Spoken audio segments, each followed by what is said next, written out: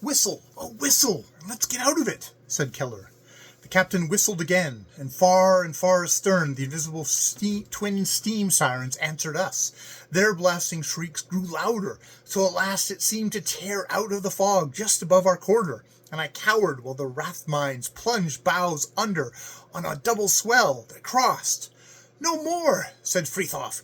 "It is not good any more. Let us get away in the name of God." Now, if a torpedo boat with the city of Paris-shire went mad and broke her moorings and hired a friend to help her, it's just conceivable that we might be carried as we are now. Otherwise, this thing is... The last words died on Keller's lips. His eyes began to start from his head, and his jaw fell. Some 6 or 7 feet above the port bulwarks, framed and fogged, and as utterly unsupported as a full moon, hung a face. It was not human, and it was certainly not animal, for it did not belong to this earth as known to man. The mouth was open, revealing a ridiculously tiny tongue, as absurd as the tongue of an elephant. There were tense wrinkles of white skin at the angles of the drawn lips, white feelers like those of a barbel sprung from the lower jaw, and there was no sign of teeth within the mouth.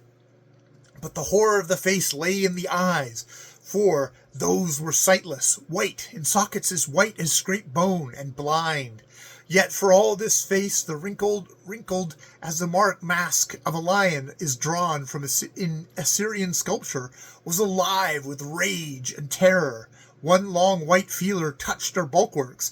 Then the face disappeared with the swiftness of a blind worm popping into its burrow. And the next thing that I remember is my own voice in my own ears, saying gravely to the mainmast, "But the air bladder ought to have been forced out of its mouth, you know."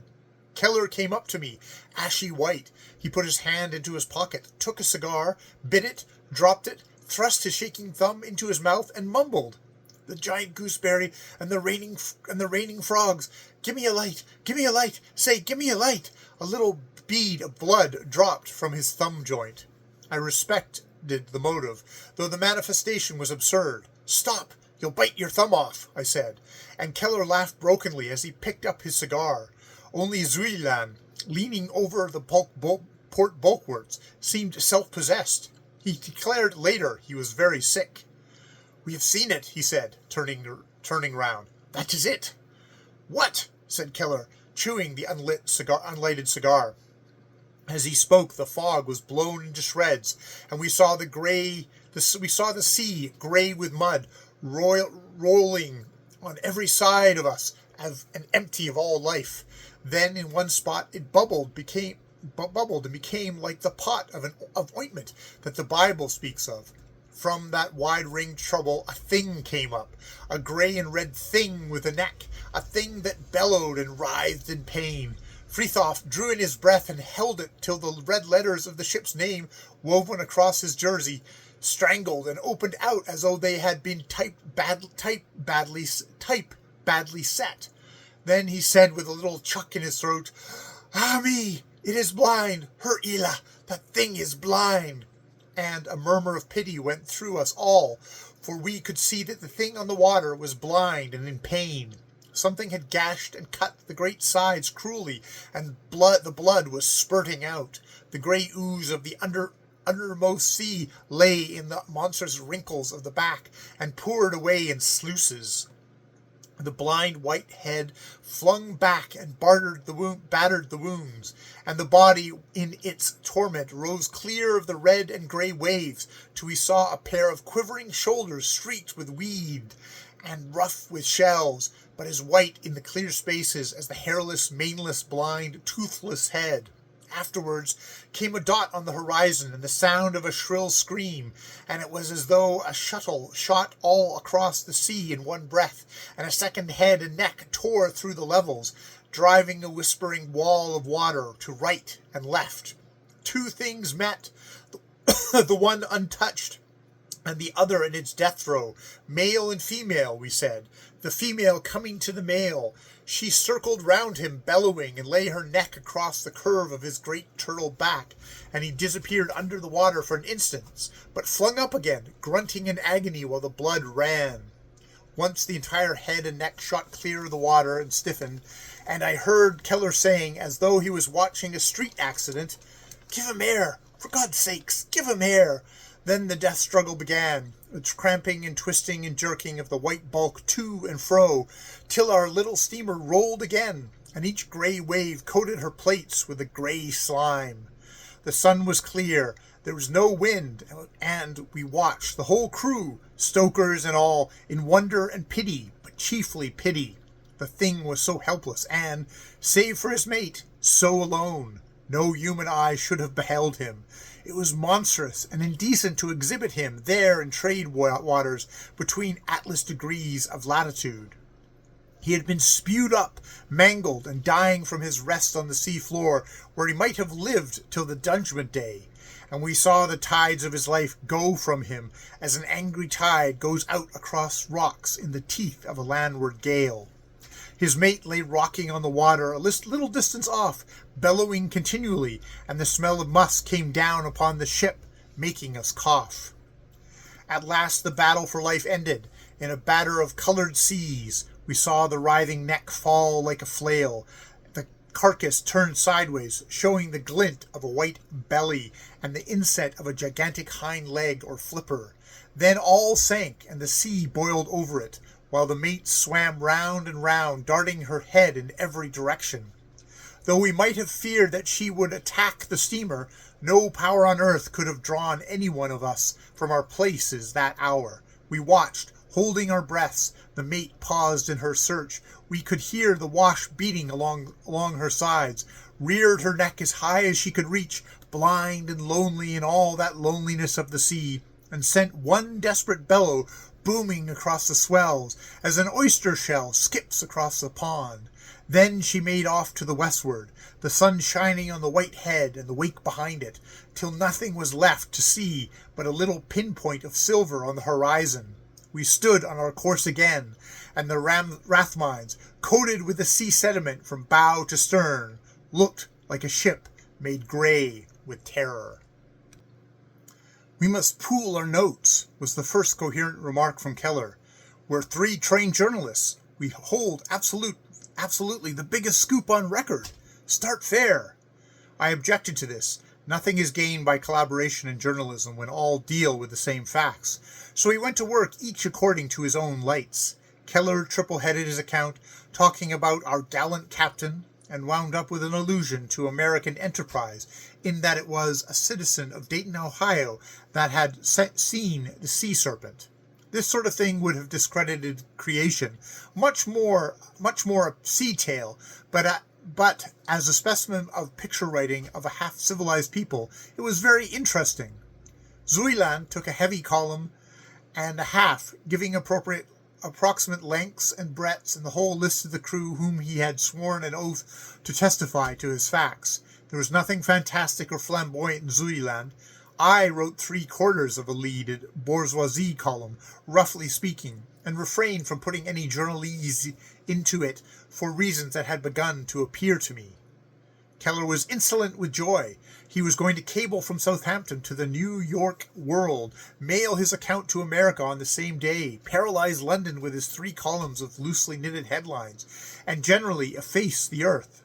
"You'll see how I work a big scoop when I get it," he said. "Is this your first visit to England?" I asked. "Yes," he said. "You don't seem to appreciate the beauty of our scoop. It's pyramidal. The death of a sea serpent. Good heavens alive, man. It's the biggest thing ever vouchsafed to a paper." "Curious to think that it will never appear in any paper, isn't it?" I said. Zuiland was near me, and he nodded quickly. "What do you mean?" said Keller. "If you're enough of a Britisher to throw this thing away, I shan't. I thought you were a newspaper man." "I am. That's why I know. Don't be an ass, Keller. Remember, I'm 700 years your senior, and what your grandchildren may learn 500 years hence, I learned from my grandfather about 500 years ago. You won't do it, because you can't." This conversation was held in open sea, where everything seemed possible, some 100 miles from Southampton. We passed the Needles Light at dawn, and the lifting day showed the stucco villages on the green, and the awful orderliness of England, line upon line, wall upon wall, solid stone dock and monolithic pier. We waited an hour in the customs shed, and there was ample time for the effect to soak in. Now, Keller, you face the music. The Havel goes out today, mailed by her, and I'll take you to the telegraph office, I said. I heard Keller gasp as the influence of the land closed about him, cowing him, as they say, Newmarket Heath cows a young horse unused to open courses. I want to retouch myself. Suppose we wait till we get to London, he said. Zuilan, by the way, had torn up his account and thrown it overboard that morning early. His reasons were my reasons.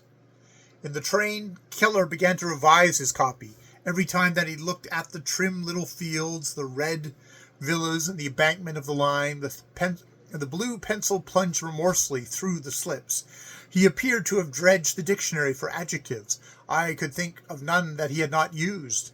Yet he was a perfectly sound poker player, and never showed more cards than were sufficient to take the pool. Aren't you going to leave him a single bellow? I asked sympathetically. Remember, everything goes in the States, from a trouser button to a double eagle. That's just the curse of it, said Keller, below his breath. We played him for sucker so often that when it comes to the golden truth, I'd like to try this on a London paper. You have first call there, though. Not in the least. I'm not touching the thing in our papers. I shall be happy to leave him all to you, but surely you'll cable it home. No, not if I can make the scoop here and see the Britishers sit up. You won't do it with 3 columns of slushy headline, believe me. They don't sit up as quickly as some people. I'm beginning to think that, too. Does nothing make any difference in this country, he said, looking out of the window. How old is that farmhouse? New. Can't be more than 200 years at the most. Fields, too? That hedge there must have been clipped for about 80 years. Labor cheap, eh? Pretty much. Well, I suppose you'd like to try the Times, wouldn't you? No, said Keller, looking at the Winchester Cathedral. Might as well try to electrify a haystack. And to think that the World would take 3 columns and ask for more, with illustrations, too. It's sickening. But the Times might, I began. Keller flung his paper across the carriage, and it opened in its austere majesty of solid type, opened with a crackle of an encyclopedia. Might! You might work your way through the bow plates of a cruiser. Look at that first page. It strikes you that way, does it? I said. Then I recommend you try a light and frivolous journal. With a thing like that of mine, of ours? It's sacred history. I showed him a paper which I conceived would be after his own heart, in that it was modeled on American lines. That's homey, he said, but it's not the real thing. Now I should like one of those fat old Times columns. Probably there'd be a bishop in the office, though. When we reached London, Keller disappeared in the direction of the Strand. What his experiences may have been, I cannot tell, but it seems that he invaded the office of an evening paper at 11:45 a.m. I told him English editors were most idle at that hour, and mentioned my name as that of a witness to the truth of his story. I was nearly fired out, he said furiously at lunch. As soon as I mentioned you, the old man said I was to tell you that they didn't want any more of your practical jokes, and that you knew the hours to call if you had anything to sell, and that they'd see you condemned before they helped puff up one of your infernal yarns in advance. Say, what record do you hold for truth in this country, anyway? A beauty. You ran up against it, that's all. Why don't you leave the English papers alone and cable to New York? Everything goes there. Can't you see that's just why? He repeated.